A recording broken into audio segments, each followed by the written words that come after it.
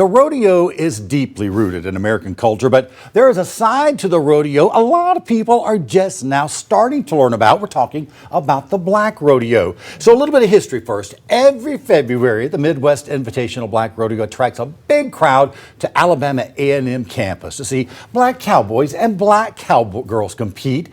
And the Midwest Invitational brings several generations of rodeo professionals and fans together, all to celebrate its heritage, to educate people about its place in U.S. history, and to hopefully, Carolyn, inspire a whole new generation of black men and women to get excited about the rodeo. So Carolyn Carter joining me right now. She is the Midwest Invitational's general manager. And I guess my first question to you is, when is the rodeo coming to town? Because I was there last year, and it was quite a show. It is quite a show. We love coming to Huntsville. Thank you for having me, Chris. Absolutely. We are back February 3rd. 2 shows on that Saturday at 1 o'clock and 7 o'clock. We enjoy coming to Huntsville. It's always a good reception, and my contestants can't wait to get here. So we're looking forward to being back in town. Well, like I said, I was out there last year. It was a phenomenal show. I greatly enjoyed being out there to enjoy it. So what can people maybe expect this year that is different from last year or years past? Anything new? Well, I've got lots more babies. I'm opening up to my junior events to include my 5th generation coming in. So, because we're getting older, so Right. so we're coming out of the window, and my kids are coming up. So I've added junior breakaway roping. I've added more junior barrel racers. Yeah, and the kids are 12 and under. I've got a little 5-year-old. I've got 3-year-olds are actually running barrels and competing. So I added those events to give the next generation a step in.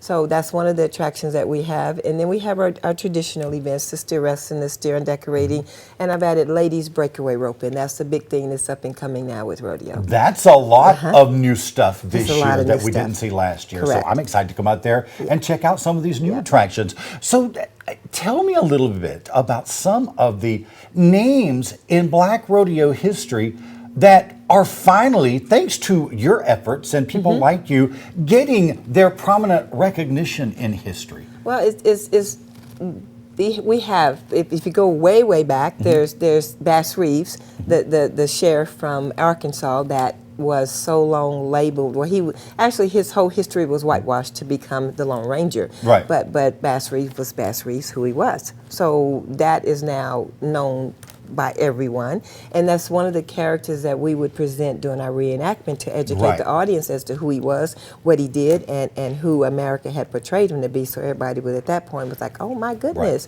Yeah, so that was one of the characters. And there's Nat Love, and then my current day superstars now are like Shad Mayfield. He's a calf roper in the PRCA. Corey Solomon. Fred Whitfield was one of the older ones. He's progressed out now. He's kind of like the rest of us, got to the other side of it. But we have lots of more young kids coming up headed to the PRCA by way of the Black Rodeo. I mean, we had to provide them a platform to start on. They progress out and go on to bigger and better things. And one more quick question. So the Black Rodeo, the Midwest Invitational, coming to Alabama A&M February 3rd. How do you get a ticket?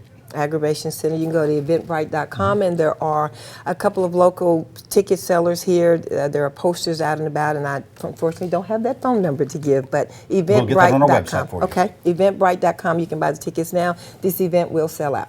All right, Carolyn, it's such a pleasure to have you with us, and good luck with this year's rodeo. Thank you so much. Pleasure. I will see you Saturday.